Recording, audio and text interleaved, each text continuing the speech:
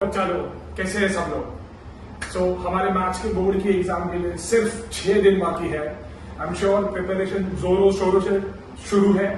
Alright, तो मेरे काफी बच्चों ने मुझे आज रिक्वेस्ट करी है कि सर आप जीएसटी का थोड़ा सा रिवीजन ले लीजिए, क्योंकि उन्हें बहुत सारे डाउट्स है रिगार्डिंग जीएसटी। मैंने मेरे बच्चों को काफी शॉर्टकट्स दिए थे जीएसटी के लिए, जो मैं आज आप सब लोगों के साथ डिस्कस करूंगा। So today we gonna talk about GST and according to ICSE specimen paper 2025, it is going to come in section 2 in question number 6, and in question number 6 the third question will be from GST, which will be for 4 marks. So if you can solve this or if you can understand this concept, then it will be very easy to score this 4 marks. अगर हमें समझ गया तो 4 marks समझ लो हमारे जेब के अंदर है। ऑलराइट, सो मैं ज्यादा डिटेल में जाऊंगा नहीं जीएसटी को लेके, क्योंकि हमारे पास इतना टाइम नहीं है, सिर्फ 6 ही दिन है। तो जो इंपॉर्टेंट चीजें हैं जो डिस्कस करनी जरूरी है वही हम डिस्कस करके कुछ सम सॉल्व करेंगे, सो दैट आपके डाउट्स क्लियर हो जाए। Alright, so let's start with GST. तो today we gonna talk about GST, and जैसे मैंने बोला ये आएगा क्वेश्चन नंबर 6 का थर्ड क्वेश्चन। अब प्लीज मुझे मत पूछिए कि जीएसटी का फुल फॉर्म क्या होता है, शायद मेरे को भी नहीं पता, बिकॉज इंपॉर्टेंट नहीं है, मजाक कर रहा हूं। जीएसटी का फुल फॉर्म किसे नहीं पता। ऑलराइट, तो पहले हम देखेंगे कि जीएसटी लगता कैसे है और कभी कैसे कैलकुलेट करना है। मैंने हमेशा लोगों को एक ही चीज बोली है कि जो जीएसटी होता है वो हमेशा प्रॉफिट पे कैलकुलेट होता है। It will always be calculated on profit. तो मैंने हमेशा बच्चों को एक ही फॉर्मूला दिया है और आपको कुछ याद रखना ही नहीं है पूरे चैप्टर में। ये सबसे बड़ा रामबाण है, ठीक है। अगर मुझे जीएसटी कैलकुलेट करना होगा तो my GST will always be equal to GST percentage into selling price minus cost price. अब बचा लो, selling price minus cost price होता क्या है? Profit, right. So instead of this, we can also use this, that GST is equal to GST percentage into profit. Now, ये तो एक basic formula था टू स्टार्ट ऑफ विथ। मैं थोड़ा और डिटेल में जाऊं तो जीएसटी जो होता है वो तकरीबन 4 टाइप के होते हैं। First is CGST, second is SGST, third is IGST and fourth is UGST. CGST और SGST क्वेश्चन में तब आता है जब प्रोडक्ट का जो सेल है वो इंट्रा स्टेट है। इंट्रा स्टेट का मतलब होता है कोई प्रोडक्ट एग्जांपल महाराष्ट्र में ही प्रोड्यूस हुआ है और महाराष्ट्र में ही उसको सेल कर दिया, तो उस केस में हमें सीजीएसटी और एसजीएसटी भरना होगा। आईजीएसटी तब लगता है जब इंटर स्टेट होता है। इंटर स्टेट का मतलब होता है 2 डिफरेंट स्टेट्स। मतलब मैंने प्रोडक्ट को प्रोड्यूस किया है मुंबई में और मैं जाके बेच रहा हूं कानपुर में, तो सिंस मेरे स्टेट चेंज हो गए तो उस केस में आईजीएसटी लगता है। यूजीएसटी इज यूनियन टेरिटरी जीएसटी होता है, वो आपको जानने की जरूरत नहीं है क्योंकि फिलहाल हमें पोर्शन में वो है नहीं। ऑलराइट, तो what is CGST and SGST? CGST का मतलब होता है सेंट्रल जीएसटी। सेंट्रल जीएसटी का मतलब होता है कि जो हमारी सेंट्रल गवर्नमेंट टैक्स लेती है। अब सेंट्रल गवर्नमेंट क्या होता है सर? अरे हमारे मोदी सर है। हमारे मोदी सर जो टैक्स हमसे लेते हैं कोई प्रोडक्ट बाय करने पे या सेल करने पे, वो होता है सीजीएसटी, क्योंकि उन्हें अपनी पूरी कंट्री चलानी है। अब कंट्री फ्री में तो चलेगी नहीं, कंट्री चलाने के लिए पैसे चाहिए, तो वो पैसे जाते हैं मोदी सर के पास जिससे वो पूरी कंट्री चला सकते हैं, राइट। एसजीएसटी क्या होता है? ये होता है स्टेट जीएसटी। मतलब अगर मैंने कोई प्रोडक्ट खरीदा या बेचा तो मुझे एसजीएसटी भी भरना पड़ेगा with in the same state. क्यों? क्योंकि हमारे फडणवीस सर, उनको भी तो महाराष्ट्र चलाना है, महाराष्ट्र को बेटर करना है, हमें अच्छी अच्छी फैसिलिटीज देनी है, तो उससे उनके लिए भी तो पैसा लगेगा, तो वो पैसा वो एसजीएसटी के फॉर्म में लेते हैं। अब होता क्या है, अगर मैंने कोई चीज, लेट्स से मैंने कोई चीज किसी होलसेलर से 50,000 रुपीज में खरीदी, I bought some product worth ₹50,000, worth rupees 50,000. All right, so my cost price would be 50,000, and then maybe after a day or so, ठीक है, since I did not like the product but I got somebody whom I can fool it, तो मैंने उस product को बेच दिया भैया 70,000 rupees में, 70,000 रुपीज में। अब हुआ क्या, जब मैंने ये प्रोडक्ट खरीदा तभी भी मुझे जीएसटी भरना था, जब मैंने प्रोडक्ट बेचा तभी भी मुझे जीएसटी भरना है। तो एक्चुअली में जीएसटी कैलकुलेट कैसे होगा, वो कैलकुलेट होता है मेरे प्रॉफिट में, क्योंकि गवर्नमेंट हमेशा ये कोशिश करेगी कि किसी के जेब में एक्स्ट्रा पैसे नहीं जाने चाहिए। अब वो प्रोडक्ट जो मैंने 50,000 में खरीदा था वो मैं 70 में बेचू, 40 में बेचू या 1 लाख में बेचू, वो मेरा बिजनेस है। गवर्नमेंट को उससे कुछ लेना देना ही नहीं है। गवर्नमेंट बोलता है भैया तू जितना प्रॉफिट करेगा उसका देखो हमको टैक्स देना पड़ेगा। तो अगर मेरे को कोई पूछेगा कि सर इसमें आप जीएसटी कितना भरोगे, तो मैं डायरेक्टली बोलूंगा भैया कि अगर मैं बोल रहा हूं जीएसटी मेरा 18% है, जीएसटी मेरा 18% है, तो सर आप जीएसटी कितना भरोगे, तो मैं जीएसटी वुड बी, जैसे मैंने फॉर्मूला दिया, GST percentage into selling price minus cost price. GST percentage था 18%, सेलिंग प्राइस था मेरा 70,000 एंड कॉस्ट प्राइस था मेरा 50,000। तो परसेंटेज का साइन निकालेंगे, डिवाइड बाय 100 हो गया, इसको माइनस किया 20,000 हो गया, तो 2 जीरो कट गए, 18 2 36 और ये 2 जीरो लग गए, तो टोटल में जीएसटी भरने वाला हो 3600। अब प्रॉब्लम क्या होगा, मैंने मेरे जेब से निकाल के दे दिया 3600 रुपीज। ऑलराइट, अब क्या होगा, हमारे मोदी सर और हमारे फडणवीस सर मारामारी करेंगे। वो बोलेंगे अरे मेरे को पैसा चाहिए क्योंकि मुझे कंट्री चलानी है। फडणवीस सर बोलेंगे अरे मेरे को पैसा चाहिए क्योंकि मेरे को स्टेट चलाना है। तो इस मारामारी को अवॉइड करने के लिए किसी महान बंदे ने एक दिमाग लगाया। उसने बोला कि भैया मारामारी मत करो या तुम फाइटिंग मत करो। हिंदी में एक ही चीज होती है, मारामारी फाइटिंग। तो उसने क्या बोला कि कोई भी बंदा जितना भी टैक्स भर रहा है, अगर वो कोई प्रोडक्ट सेम स्टेट से खरीद के सेम स्टेट में बेच रहा है, तो वो जितना भी जीएसटी भर रहा है उसको डिवाइड बाय 2 करो।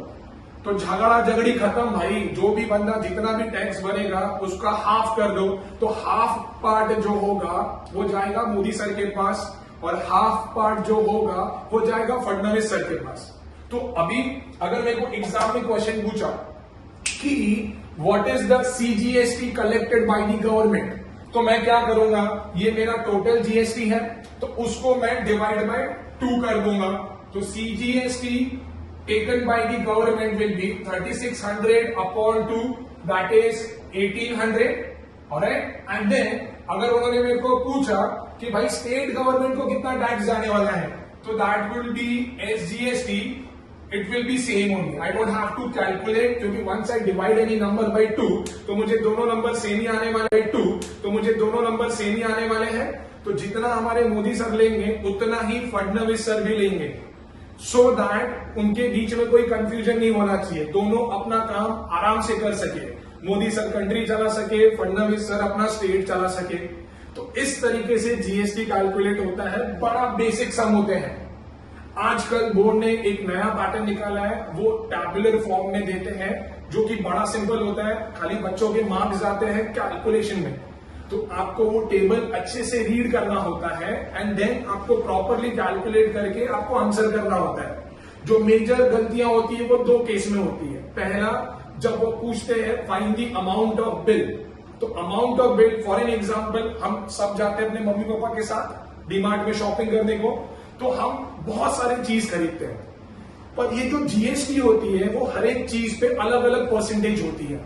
तो डीमार्ट वाले हमें बिल कैसे देते हैं, for an example let's say हमने ब्रेड खरीदी डीमार्ट से, दैट इज फॉर 50 रुपीज। तो अभी गवर्नमेंट ने बोला है कि ब्रेड के ऊपर 5% जीएसटी लगेगा, तो डिमांड वाले उसका 5% कैलकुलेट करते हैं। फिर मैंने लेट्स से टी शर्ट खरीदा 300 रुपए का, अब गवर्नमेंट ने बोला है कि टी शर्ट के ऊपर 15% जीएसटी देना है, तो डीमार्ट वाले वो कैलकुलेट करके अपने को बिल देते हैं। तो जब मैं बिल मांगता हूं तो मुझे पूरा टोटल पैसा एक साथ में देना है ना, मुझे ब्रेड के पैसे देने हैं, मुझे टी शर्ट के पैसे देने हैं, और दोनों के ऊपर जितना जीएसटी लगा है उसके भी मुझे पैसे देने हैं। तो जब एग्जाम में वो टेबल फॉर्म आता है तो वो लोग पूछते हैं कि किसी बंदे ने एक्स चीज इतनी खरीदी है, वाई चीज इतनी खरीदी है और जेड चीज इतनी खरीदी है, जिसपे जीएसटी परसेंटेज अलग अलग होते हैं। तो हमें इंडिविजुअली उनके जीएसटी कैलकुलेट करने हैं और उसके बाद तीनों की सेलिंग प्राइस को ऐड करना है और तीनों के जीएसटी को ऐड करना है, तब मुझे मिलेगा मेरा टोटल बिल अमाउंट। 4 मार्क का क्वेश्चन होता है तो ऑफ कोर्स थोड़ा कैलकुलेशन ज्यादा है, तो you have to be very careful while calculating. Alright, तो उसमें वो लोग 2 क्वेश्चन पूछेंगे। पहला एक टोटल जीएसटी पूछेंगे, जो हमने तीनों प्रोडक्ट एक्स वाई जेड का हमने जीएसटी निकाला है, हम तीनों को ऐड करेंगे। और दूसरा क्वेश्चन पूछते हैं अमाउंट ऑफ बिल, तो हमारा तीनों जो प्रोडक्ट था एक्स वाई और जेड, उन तीनों की सेलिंग प्राइस को मैं ऐड करूंगा, प्लस जो मुझे टोटल जीएसटी मिला है उसको भी मैं ऐड कर दूंगा, तो मुझे आएगा टोटल बिल। बस अगर मैंने इतना कर लिया तो 4 मार्क मेरे जेब के अंदर। समझ में आ रहा है? हम थोड़े से सम सोल्व करेंगे क्योंकि इसमें एक्सप्लेनेशन बहुत है बच्चा लोग, but since we are running out of time, हमारे पास टाइम नहीं है, तो मैं जो बोर्ड से रिलेटेड क्वेश्चन है मैं वही करा रहा हूं। तो आई होप आपको समझ में आएगा। अगर नहीं समझ में आ रहा है तो वीडियो को फिर से प्ले करो, 1 बार 2 बार 3 बार आ ही जाएगा। बट जब मैं वीडियो बनाता हूं तो 1 से ज्यादा बार तुमको जरूरत नहीं पड़ेगा, राइट? थोड़ी बात अलग है हमारी, ठीक है? तो अब हम धीरे धीरे हम सम को शुरू करते हैं एक एक करके, एंड लेट्स सी हमें हर एक अलग अलग टाइप के सम को सॉल्व कैसे करना है। क्लियर है? So let's go on. Yes बच्चा लोग, तो हम लोग पहला सम कर रहे हैं जो आईसीएसई स्पेसिफिक पेपर 2025 में है। और जैसा थोड़ी देर पहले मैंने बोला, आजकल बोर्ड में ये क्वेश्चन काफी पूछे जाते हैं टैबुलर फॉर्म में, जो मैंने कहा था कि काफी सिंपल होते हैं, पर it is all about calculation. Alright, तो आई एम श्योर बहुत सारे जनों ने ये सम देखा होगा और सॉल्व भी किया होगा। तो हम लोग एक रिविजन के तौर पे फिर से कर रहे हैं, so that it will help you to understand in a better way. Alright, so I read the sum first. This sum states that the following bill shows the GST rate and the marked price of the articles. ठीक है, these are some different items which are bought by somebody. Alright, तो उनका item का नाम दिया है, उनका price दिया है, उनको कितना डिस्काउंट मिला है वो भी दिया हुआ है। और and if you can see, हर एक आइटम के ऊपर अलग अलग रेट ऑफ जीएसटी है। तो उन्होंने लास्ट में क्वेश्चन पूछा है, find the total amount including GST. ये पूरे आइटम का टोटल अमाउंट क्या होगा इंक्लूडिंग जीएसटी। तो हम क्या करेंगे, 1 by 1 हर एक आइटम का प्राइस फाइंड करेंगे इंक्लूडिंग जीएसटी, और फिर तीनों को ऐड कर देंगे and will get our answer. ठीक है, तो जैसे मैंने बोला थोड़ा सा ये कैलकुलेशन है, थोड़ा सा कैलकुलेशन है, तो हमें थोड़ा सा ध्यान देना है। So will start solving it. तो पहले उन्होंने बोला है कि भाई ये जो भी राजधानी डिपार्टमेंटल स्टोर है, लेट्स से मैं ही गया था वहां पे कुछ चीज बाय करने को, तो मैंने वहां से ड्राई फ्रूट खरीदे 1 किलो 1 kg। उसका प्राइस कितना था, 1200 रुपया। पर उस दुकान वाले ने मेरी शक्ल देख के मेरे पे दया कर दी कि भाई तेरे पास इतने पैसे होंगे नहीं, तो उसने क्या किया, मेरे को 100 रुपए का डिस्काउंट दे दिया। तो जो 1200 की चीज थी वो मुझे कितने में मिलने वाली है, हमने पढ़ा है ना एक स्टैंडर्ड में डिस्काउंट। 1200 में से मेरे को 100 रुपए का डिस्काउंट दिया, तो मुझे वो आइटम पड़ेगी 1100 रुपीज में। तो अब जब जीएसटी कैलकुलेट करना है तो जीएसटी मुझे कैलकुलेट होगा 1100 रुपीज पे, 1200 पे नहीं। गवर्नमेंट पागल नहीं है, गवर्नमेंट उसी पे टैक्स लगाती है जो प्राइस मैं दुकान वाले को देने वाला हूं। कल को मैं शॉप में जाता हूं, मेरी शक्ल देखे दुकान वाला बोलता है कि चीज 5000 की है, तो वो 5000 में मुझे टैक्स नहीं देना है। लेट्स से उस चीज का मैंने 1000 रुपया भरा है, तो मुझे जो टैक्स भरना है वो 1000 रुपए पे भरना होगा। ठीक है, तो ऑलवेज रिमेंबर दिस कि जो भी जीएसटी कैलकुलेट होगा वो एक्चुअल सेलिंग प्राइस पे होगा। हाँ, अगर कोई डिस्काउंट नहीं मिला है दुकान वाले से, तो भाई उसने जो पैसे मेरे से मांगे हैं, मतलब मैंने उसको उतने ही पैसे दिए हैं, और जीएसटी भी उसी पे कैलकुलेट होगा। If you can C in the second case, जो मैंने व्हीट फ्लोर खरीदा है 5 किलो का, आटा मैंने खरीदा है, मैंने 5 kg खरीदा है, और उसका जो मार्क प्राइस है that is 286 rupees per KG. ठीक है, और उसमें 1 रुपए का भी डिस्काउंट नहीं है। तो 5 किलो का कितना होगा, विल मल्टीप्लाई दिस बाय 5, फिर उसका 5% निकाल के ऐड करेंगे तो वो मेरा व्हीट फ्लोर का बिल होगा। सो let's C one by one मैं कैसे कर रहा हूं, काफी सिंपल है। पहले मैं पॉइंट ए के लिए करूंगा, तो I am gonna right that my selling price of dry fruit, selling price of dry fruit is 1200 minus 100, क्योंकि 100 रुपए का डिस्काउंट मिला था, सो दैट इज 1100 रुपीज। नाउ अभी जीएसटी कितना कैलकुलेट होगा, GST on dry fruit, GST कितना कैलकुलेट होगा, 12% बोला है, सो 12% of 1100, so that is 12 upon 100 into 1100, 20 cut, 12 into 11 होगा 132 रुपीज। सो टोटल बिल नहीं बोलेंगे, total amount for dry fruit, total amount for dry fruit कितना होगा, 1100 रुपया मेरा सेलिंग प्राइस था, प्लस 132 रुपीज मैंने जीएसटी भरा, so that would be equal to 1232, that will be equal to 1232। So अभी पार्ट बी का देखते हैं। हमने पार्ट बी में क्या खरीदा था, मैंने व्हीट फ्लोर खरीदा था 5 kg घी, जिसका प्राइस था 286 रुपीज, जिसपे कोई भी डिस्काउंट नहीं है। सो डू यू अग्री कि अब जो जीएसटी कैलकुलेट होगा वो सीधा 286 पे होगा। तो part B would be, I would say GST on wheat flour, GST on wheat flour would be equal to 5% of 286. So that would be 5 upon 100 into 286. Let's multiply. 5 6 are 30, 3 carry forward, 5 8 are 40 and 3, 43, 4 carry forward, 5 2 are 10 and 4, 1430 upon 100, 1010 cut. So that is nothing but 14.30, right? So therefore total amount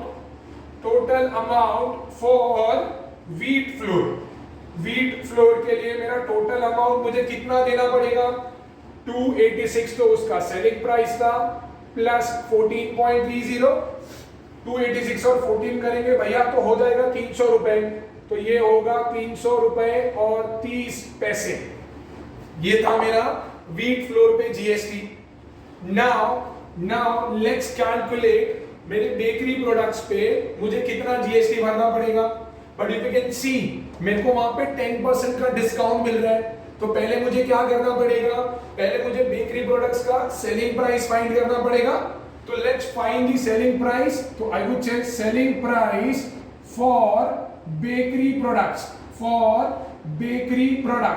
so that will be equal to 500 रुपया minus 10% of 500, so that is 500 minus 10 upon 100 into 500, 20 गए, 500 this is 50, तो भैया ये मेरे को आया है 450, ये मेरे को आया है 450।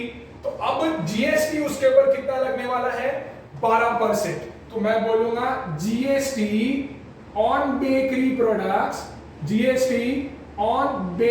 Products is equal to 12% of 450, so that is 12 upon 100 into 450, 0 cut, 12 से मल्टीप्लाई करते हैं, 12 5 are 60, 6 carry forward, 12 4s are 48 and 6, 54 upon 10, 0 cut, so that is 54 rupees का GST है।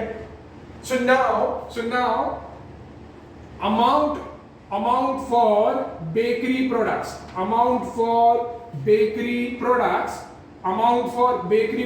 would be 450 रुपए जो मेरा सेलिंग प्राइस था, प्लस 54 रुपीज, मतलब हो गया भैया 504 रुपए, 504 रुपए। तो ये मैंने किया क्या, मैंने हर एक प्रोडक्ट का फाइनल अमाउंट फाइंड कर दिया इंक्लूडिंग जीएसटी। तो मेरा टोटल अमाउंट ऑफ बिल कैसे निकालूंगा मैं, तो now I just have to add this I have to add this and I have to add this, तो वहां से मेरे को टोटल अमाउंट आ जाएगा। ठीक है, आई होप आप लोग वीडियो पॉज करके कॉपी करेंगे because I need to erase this, मेरे पास स्पेस नहीं है। Alright, so let's see the next one कि मेरा टोटल अमाउंट कैसे कैलकुलेट होगा। So total amount of bill, total amount of bill would be equal to, पहला था 1232 प्लस, दूसरा था 300.30, तीसरा था 504, तीसरा था 504। अब जो सबसे ज्यादा लोग मिस्टेक करते हैं, क्योंकि मेरे बच्चे भी काफी मिस्टेक करते हैं, वो होता है एडिशन के लिए। हम इतने घाई में होते हैं, इतने नर्वस होते हैं कि हम नॉर्मल एडिशन भी नहीं कर सकते। उसके लिए मेरा एक रिकमेंडेशन है कि जब आप रफ पार्ट में कैलकुलेशन करेंगे तो try to write one digit below the other, तो उससे that will reduce your chances of doing any mistake, of committing any mistake.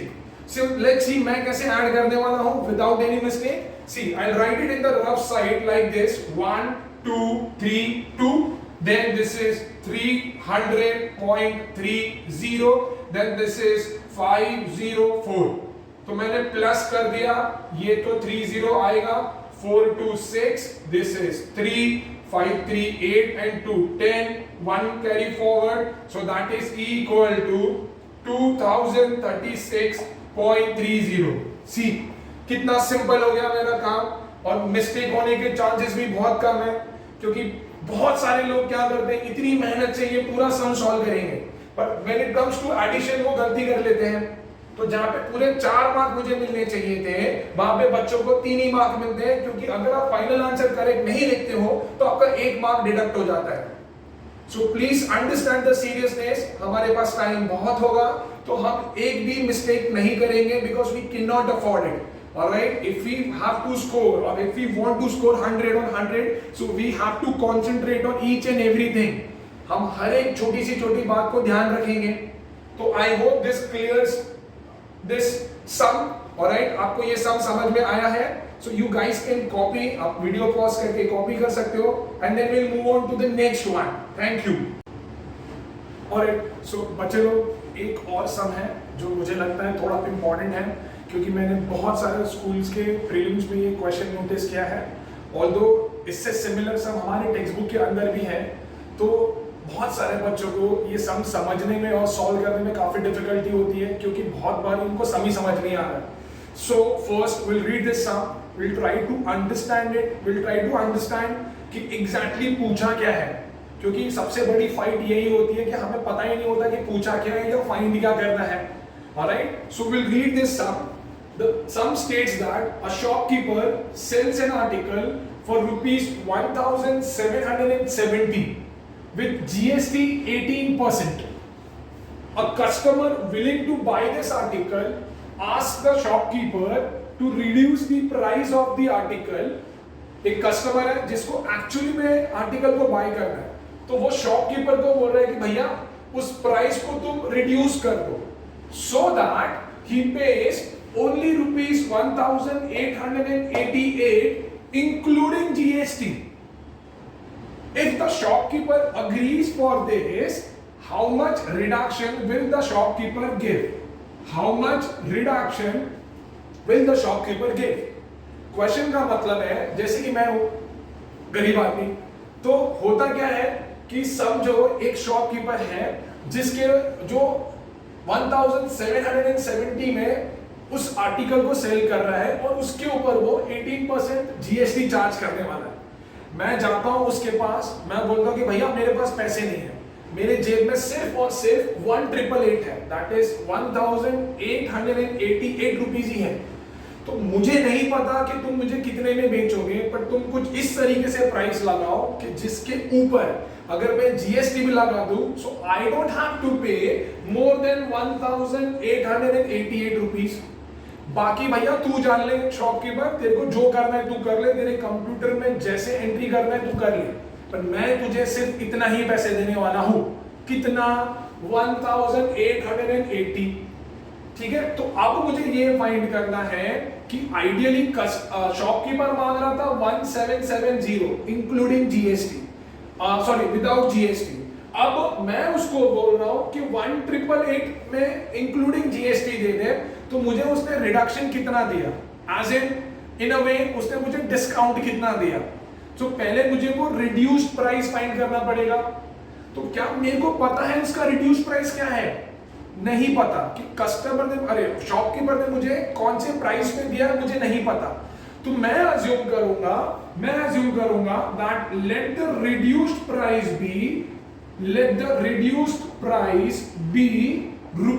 ₹X। जो मैंने शॉपकीपर को रिक्वेस्ट करा था कि एग्जांपल, अगर नहीं समझ में आ रहा है किसी को तो एक छोटा सा एग्जांपल मैं और लेता हूं। लेट्स से मैं एक शॉप में गया, लेट्स से मैं नाइकी की शॉप में गया, ठीक है। मेरे को शूज खरीदने थे। नाइकी वाले ने बोला कि भैया ये शूज जो है वो 5000 रुपए के हैं, ठीक है, और उसके ऊपर जीएसटी लगेगा। तो 5000 पे 18% का जीएसटी पकड़ेंगे तो तकरीबन 5900 होगा। मेरे पास पैसे नहीं थे, मेरे पास एग्जैक्टली 5000 रुपीज थे। तो मैंने उसको बोला कि भाई तू ये ले 5000 रुपए और मेरे को जूते दे दे। तो उसने मुझे बोला कि सर जीएसटी का क्या? तो मैंने उसको बोला कि भाई तू तेरा प्राइस कम कर ले और इस तरीके से कम कर कि जिसके ऊपर मैं जीएसटी भी लगाऊंगा ना तो एग्जैक्ट आंसर जो है मेरा वो 5000 रुपीज आएगा। तो फिर उसको लगा कि हाँ सर अब तो बहुत स्मार्ट हो, ठीक है तो मैं ऐसा करता हूं। तो उसने अपने कंप्यूटर में गया और उसने कुछ तो डाला, लेट्स से अमाउंट आया 4600 रुपया, ठीक है, और उसने उसके ऊपर जीएसटी कैलकुलेट किया तो एग्जैक्ट आंसर आया 5000 रुपीज। तो आप सोचो कि उसने मुझे कितना रिडक्शन दिया। इनिशियली वो कितने में ऑफर कर रहा था? 5000 रुपीज में। उसने कंप्यूटर में अमाउंट डाला तो कितना आया?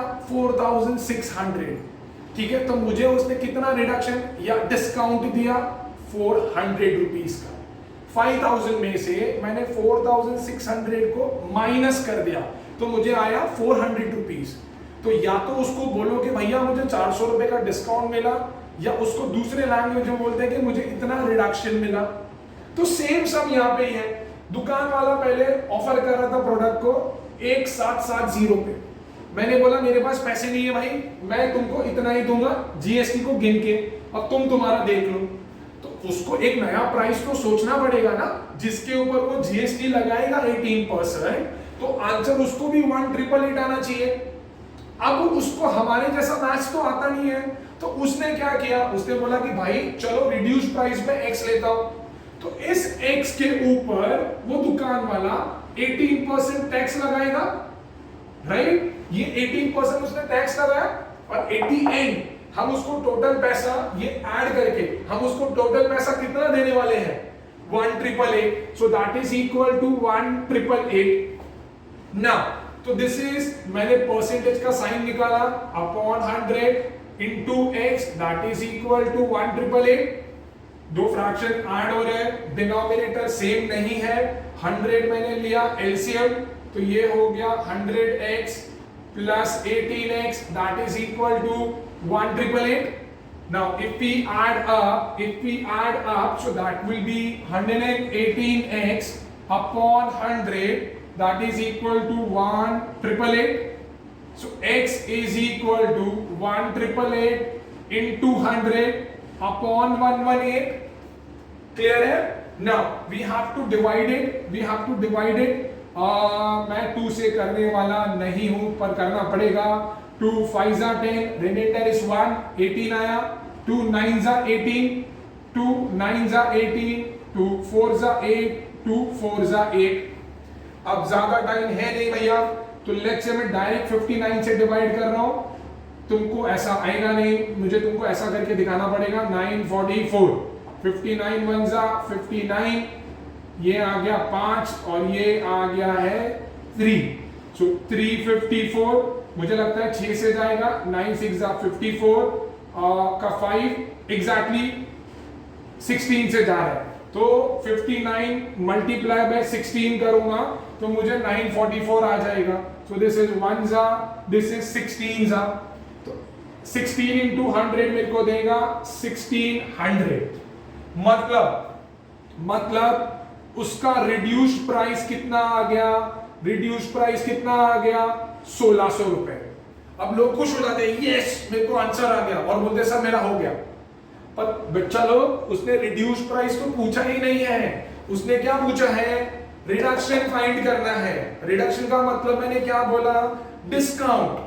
पहले वो कितने में ऑफर कर रहा था 1770 में, अब वो बेचारे ने कितना दे दिया 1600 रुपए, तो उसने रिडक्शन कितना दिया, रिडक्शन मेरा कितना था, लेट्स सबट्रैक्ट इट, तो reduction was 1770 minus 1600, that is equal to 170 rupees. So this is the answer. Reduction is 170 rupees. तो दुकानदार ने मुझे 170 रुपीस का रिडक्शन दिया या मुझे 170 रुपीस का डिस्काउंट मिला। आई होप थोड़ा भी समझा है, और जैसे मैं बोल रहा हूं अगर समझा नहीं है तो एक बार फिर प्ले करो, फिर भी नहीं समझा है तो मुझे कमेंट करो। ऑलराइट, प्लीज कॉपी कर लीजिए। यस, तो अभी हम लोग बात करते हैं एक और क्वेश्चन की जो बार बार एमसीक्यू में पूछा जाता है। ऑलराइट, और बच्चे अगेन तुम लोग यार रीड करते नहीं हो। हमेशा मैंने हर बच्चों को बोला है कि जो 15 मिनट का रीडिंग टाइम होता है वो प्रॉपरली स्पेंड करा करो, प्रॉपरली रीड करो। पर हमारी आदत क्या है, मैं रीड कर रहा हूँ, बाजू में कुछ हुआ, भाई क्या हो रहा है, तो मेरा कंसंट्रेशन की बत्ती बुझ जाती है। ठीक है, तो हमें प्रॉपरली क्वेश्चन रीड करना है। लेट्स सी कि ये क्या क्वेश्चन है। Question states that the SGST paid by a customer to the shopkeeper for an article which is at rupees 500 is rupees 15. The rate of GST charged is, ठीक है, तो उसने बोला है कि एक कस्टमर ने एक शॉपकीपर से आर्टिकल खरीदा है, कितने का खरीदा है 500 रुपए में, तो उसने उस 500 रुपए के आर्टिकल के लिए एसजीएसटी कितना भरा है 15 रुपए भरे हैं, तो रेट ऑफ जीएसटी कितना चार्ज हुआ होगा, रेट ऑफ जीएसटी कितना चार्ज हुआ होगा। तो अरे बहुत सिंपल है सर, मैं करके दिखाता हूं। ठीक है, तो बच्चे लोग सॉल्व कर रहे हैं, बच्चे लोग कैलकुलेट करेंगे। ओके, लेट जीएसटी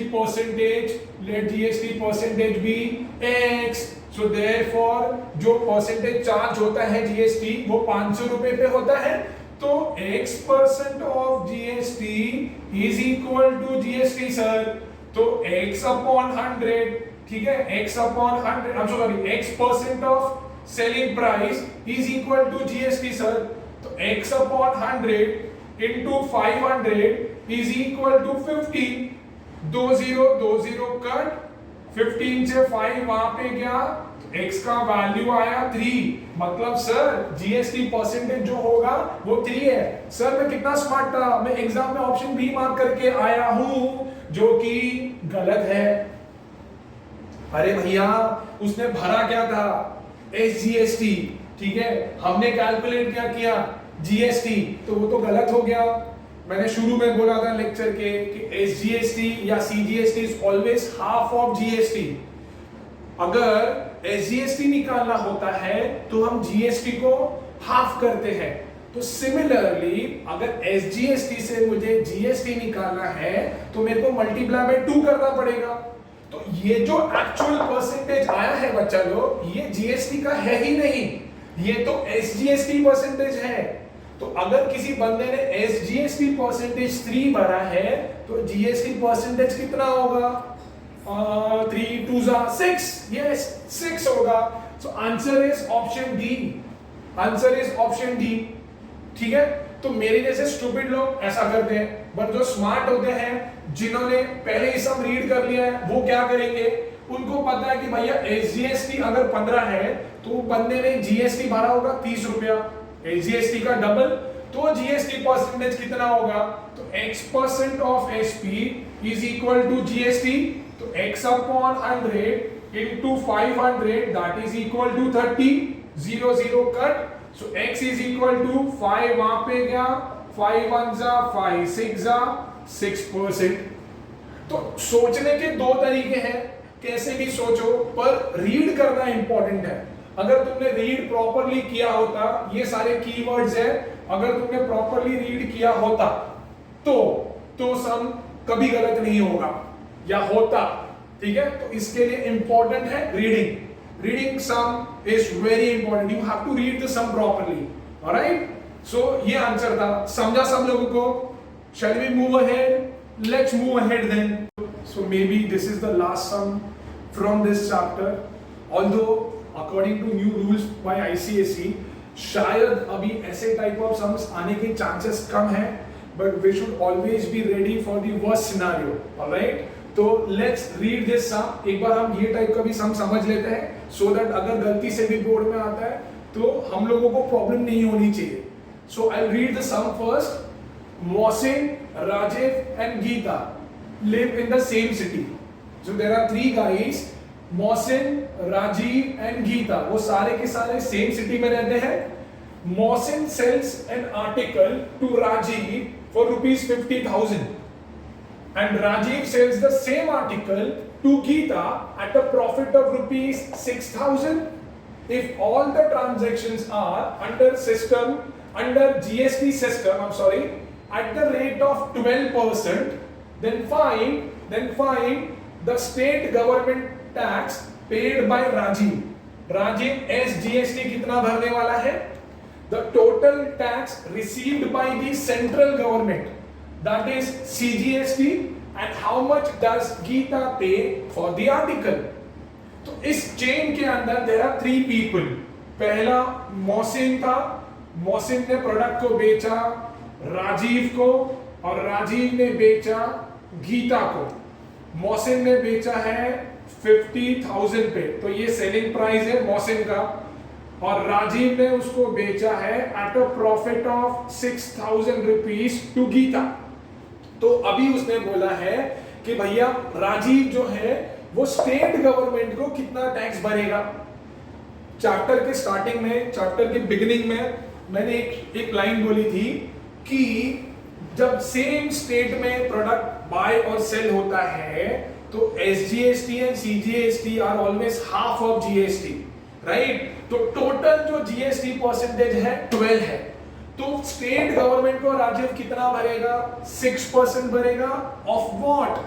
मैंने स्टार्टिंग में सीधा फॉर्मूला बताया था कि जीएसटी हमेशा प्रॉफिट पे कैलकुलेट होता है, जीएसटी हमेशा प्रॉफिट पे कैलकुलेट होता है, ठीक है।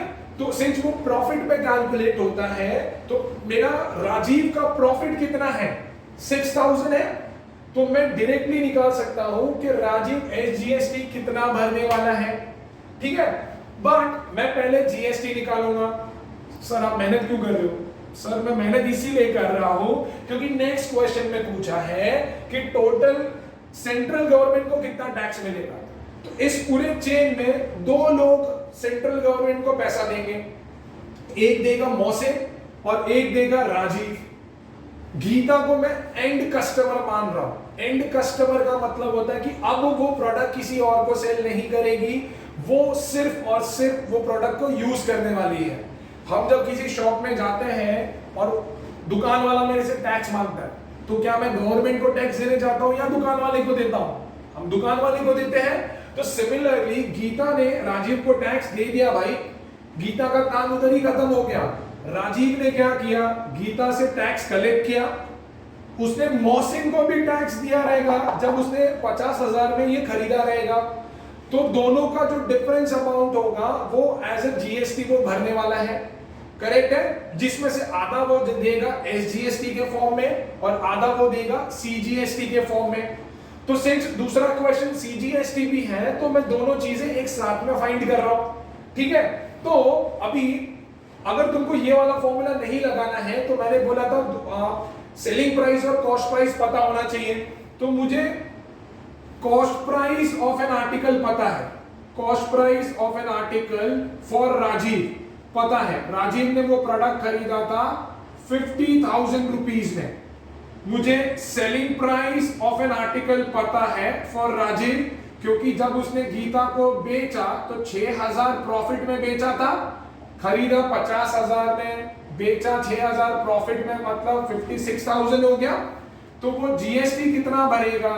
तो GST paid will be equal to GST percentage bracket में SP minus CP, so that is 12/100 into 56,000 minus 50,000. So that is 12 upon 100 into 6,000. 2 0 cut, multiply करेंगे 720 आएगा, करेक्ट। नाउ तो ये तो वो टोटल जीएसटी भरने वाला है। सो आई से therefore SGST paid by Rajiv will be 720 divided by 2 which will be equal to 360 rupees। मतलब राजीव भाई जो है वो एसजीएसटी कितना भरने वाले हैं 360। तो कैन आई से वो सीजीएसटी भी इतना ही भरेंगे। CGST paid by Rajiv will be equal to, again that will be equal to rupees 360 only. Second question पूछा है कि भैया सेंट्रल टैक्स कितना भरेंगे, टोटल सेंट्रल गवर्नमेंट को टोटल टैक्स कितना मिलने वाला है। तो दो, जैसे मैंने बोला था स्टार्टिंग में, दो लोग गवर्नमेंट को टैक्स भरने वाले हैं, मोहसिन और राजीव। मैंने राजीव का तो निकाल दिया कि वो सेंट्रल गवर्नमेंट को भी 360 देने वाला है। Mohsin, since he is the first guy, so he can be considered as the manufacturer. तो मैन्युफैक्चरर क्या होता है ना, जब वो प्रोडक्ट बनाता है तो वो सीधा अपने प्रोडक्ट के कॉस्ट प्राइस का टैक्स गवर्नमेंट को देता है, ठीक है। तो अगर मोहसिन ने सीधा 50,000 में राजीव को बेचा है तो मोहसिन को 50,000 पे ही टैक्स भरना पड़ेगा। तो मैं सीधा बोलूंगा that CGST paid bye Mohsin. अब इसका मैं डायरेक्ट सीजीएसटी निकाल रहा हूं। टोटल जीएसटी परसेंटेज बच्चा लोग 12 था, तो सीजीएसटी परसेंटेज कितना होगा 6% होगा। 12 डिवाइड बाय 2 6% होगा। और किसका निकलेगा 50,000 पे 6% निकलेगा, तो आई वुड से it will B 6% of 50,000। So 6 upon 100 into 50,000, 2 0 cut, 500 into 6 will give me 3,000 rupees। So therefore total tax received by central government, total tax received by central government would be 3,000 जो मोहसिन ने भरा और 360 जो राजीव ने भरा। So that is 3,360। So total tax central government को मिल रहा है 3,360 रुपीज। क्लियर है ना। एक और क्वेश्चन रह गया है कि भैया गीता कितना भरेगी पैसा, आर्टिकल के लिए गीता कितना पैसा भरेगी। ऑलराइट, नाउ आई बिलीव आप लोग बाद में ये कॉपी कर सकते हो, तो मुझे ये इरेज करना पड़ेगा since I don't have space. So let's calculate the amount paid by Geeta. तो amount, this is the third question. So amount paid by Geeta would be equal to, उसने खरीदा कितने में था 56,000 में, उसने खरीदा था 56,000 में, प्लस वो 12% ऑफ 56,000 का टैक्स भी तो भरेगी, करेक्ट है। So this is 56,000 plus 12 upon 100 into 56,000, 2 0 निकल गए। सो दैट इज 56,000 प्लस, पीछे एक 0 है, 12 6 72, 7 carry forward, 12 5 60 and 7 6,720, right. Now so that is आप ऐड करेंगे तो this is 0, this is 2, this is 7, 62,720. It is 62,720. So this will be the amount paid by Geeta. Geeta जो है अपने आर्टिकल के लिए इतना पैसा राजीव को देने वाली है, that is including GST. Clear है।